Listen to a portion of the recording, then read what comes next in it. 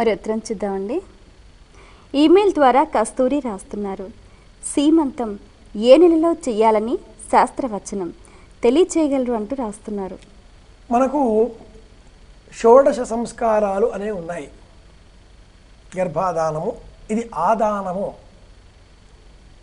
సీమంతము, ఇది 3వ నెల, 5వ నెల, 7వ నెల, ఈ మూడింటిలో చేయాలి.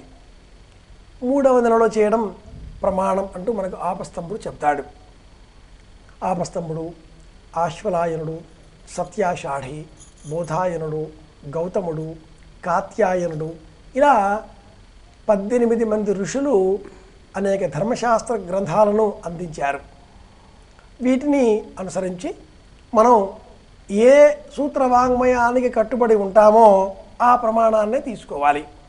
పరాశరుడు, గర్గి, అనేకులు, పాలఖిల్యుడు, గోభిలుడు, వీళ్ళందరూ రాసిన శాస్త్ర గ్రంథాలు, స్మృతి గ్రంథాలు, చట్టాలు అనాలి మన భాషలో.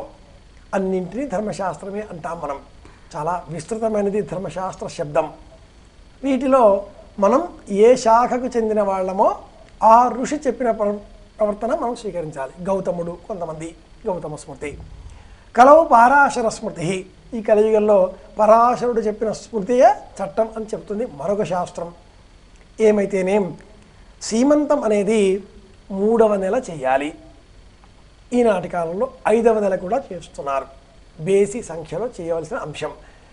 సీమంతం ఎలా చేయాలి అంటే, అత్తగారింట్లో ఈ సీమంతం నిర్వహించి తల్లిగారు వాళ్ళ ఇంటికి తీసుకువెళుతుంది. ఆ సీమాంతమను వ్రజామహే. సీమ అంతము, గ్రామానికి చివర పరిధి. నిజానికి సీమంతం అంటే 2 పాపిట కట్టు మధ్యలో అని చెప్పాలి. తలకట్టు మధ్యన ఉండేటటువంటి పాపిట. సీమంతంలో ఏదు పంది ముళ్ళు దానిని తేనెలో ముంచి ఈ 2 తలకట్టు మధ్యలో ఉండేటటువంటి పాపిడలో ఇలా రేఖలాగా తీసి ఆ ఏదుపంది ముళ్ళును నడుముకు కడతారు. ఇది గర్భరక్ష. దీనిలో కొనసాగింపుగా పుగుంసవనమసి, సీమంతో పాటుగా పుగుంసవనం కూడా చేస్తారు. ఈ పుగుంసవనంలో మర్రి చెట్టు పాలను ముక్కులో పిండాలి.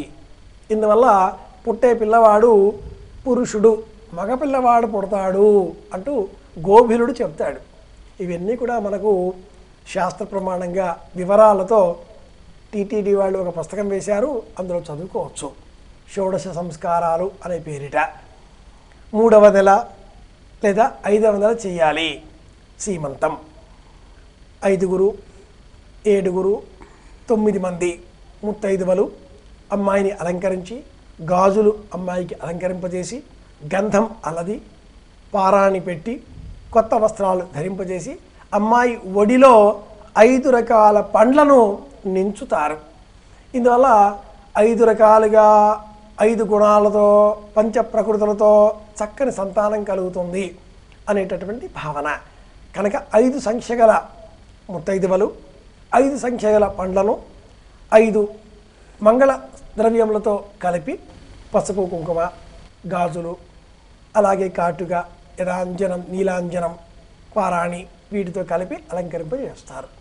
ఇందువల్ల అమ్మాయి సంతోషంగా ఉంటుంది.